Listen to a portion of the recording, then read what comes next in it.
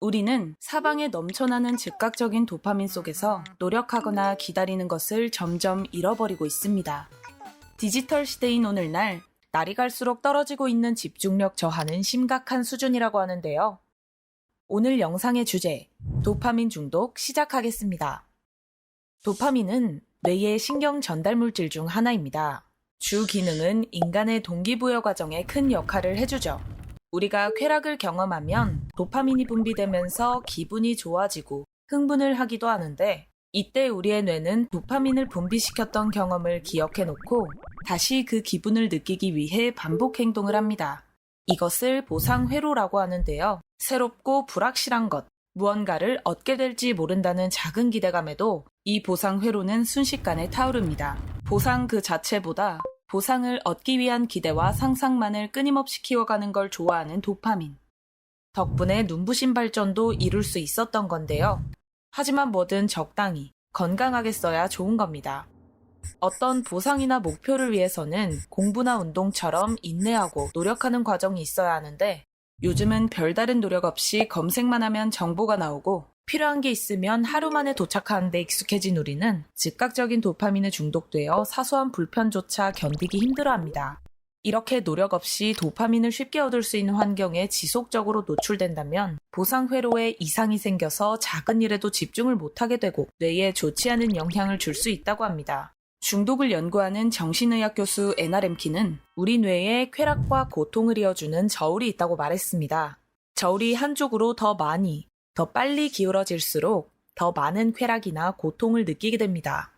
이 저울의 속성은 어느 한쪽으로만 오래 있는 걸 싫어하기 때문에 항상 수평 상태를 유지하려고 하는데요. 여기서 중요한 것은 쾌락 쪽으로 기울었던 저울이 수평이 되고 나면 여기서 멈추지 않고 고통 쪽에도 똑같은 무게가 실린다는 겁니다. 쉽게 말해서 쾌락을 추구할수록 고통도 함께 따라온다는 뜻이죠. 물론 쾌락 이후에 갈증을 느끼는 건 누구나 겪는 경험입니다. 딱 몇 시까지만 쇼츠 보고 자야겠다 싶다가도 시간을 훌쩍 넘기고 초콜릿을 한 조각 먹으면 또 한 조각이 먹고 싶고 게임을 한 판만 더 하려고 클릭하는 것처럼 좋은 느낌을 다시 갖고 싶어하는 건 자연스러운 현상인데 어떤 부분이 문제라는 걸까요? 우리는 보통 갈증들을 해결하는 방법으로 더 먹고, 더 놀고, 더 보는 것을 선택합니다. 바로 이 단순해 보이는 방법들이 문제가 되는 건데요. 이렇게 비슷하고 동일한 쾌락 자극에 반복적으로 노출되면 초기의 쾌락 편향이 약해지고 짧아지면서 내성이 생기기 때문에 강박적으로 반복 행동을 하거나 더 자극적이고 새로운 것을 끊임없이 원하게 됩니다. 내성은 중독 발생에 있어 중요한 요소가 되죠. 이렇게 멈추지 못하고 불건강한 쾌락을 추구하다 보면 그 이후에 오는 반응인 고통은 갈수록 강하고 길어집니다. 만약 우리가 큰 결심을 하고 중독 대상에서 벗어나려고만 하면 신체적, 심리적 근단 현상 때문에 다시 중독 대상에 의존하는 일이 벌어지기도 하는데요. 너무 괴롭지만 이겨낼 방법은 있습니다. 다행히 중독 대상에서 벗어나 오랫동안 충분히 기다리면 뇌가 다시 적응을 하고 항상성의 기준치를 정상 수준으로 되돌려 놓는다고 합니다. 에나렘키 교수는 심각한 중독이 아니라면 혹은 문제가 크지 않다면 중독 대상을 한 달간 끊어보라고 권유하는데요. 이 기간이 한 달인 이유는 뇌의 망가진 보상 경로를 재구성하는 데 걸리는 최소의 시간이 한 달이기 때문입니다. 처음에는 금단 증상 때문에 기분이 안 좋아지지만 처음 2주를 버틴다면 다음 2주 동안은 기분이 점차 나아짐을 느끼게 되고, 이렇게 저울이 건강한 수평 상태를 되찾게 되면 산책하기, 친구들과 대화하기, 자연 바라보기 등 일상의 단순한 보상에서도 쾌락을 맛볼 수 있게 되죠. 하지만 중독에서 벗어나는 과정은 참 힘듭니다. 지루함을 떠나 끔찍할 수도 있죠. 이 힘든 시간들을 어떻게 보내면 좋을까요? 표버드 같은 경우에는 고강도 운동을 하거나 찬물 샤워를 가끔 해주는데요. 운동할 땐 힘들어 죽을 것 같은데 막상 끝나면 개운하다는 생각이 들면서 기분이 좋아집니다.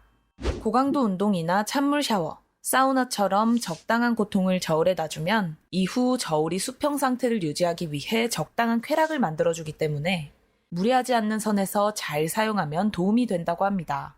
그리고 SNS와 쇼츠 중독에서 조금이라도 벗어나고자 전자책을 읽거나 어떨 땐 필사를 하기도 합니다. 전두엽의 기능이 떨어질수록 계획을 세우거나 집중을 못한다고 하는데 특히 도파민 박스 그 자체인 스마트폰을 많이 볼수록 그렇다고 합니다.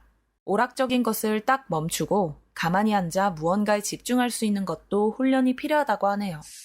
정리하자면 게임이나 SNS를 아예 끊으라는 말이 아니라 계획 없이, 생각 없이 붙잡고 있는 게 문제가 되기 때문에 딱 멈추고 절제하는 습관을 길러야 하고 건강하게 도파민을 획득하려면 노력을 해야 한다는 거죠. 어쨌든 저는 여러 가지 방법들을 통해 도파민의 노예가 되지 않도록 노력하고 있습니다. 당장은 영양가 없어 보이는 작은 노력들이 실제로는 긍정적인 방향으로 축적되고 이것이 언젠간 나타날 것이라고 믿음을 가져야 합니다. 결국 성장하기 위해서는 노력과 인내가 필요하니까요. 만약 중독 대상에서 벗어나는 게 스스로 해결할 수 없다고 느껴진다면 주저하지 말고 전문가에게 손을 내밀어 도움을 받으세요. 도움을 청하는 것은 용기의 증거입니다. 그러면 자극적이고 쾌락으로 가득 찬 오늘날의 새로운 출발점이 되시길 바라면서 이번 영상 마치겠습니다. 시청해주셔서 감사합니다.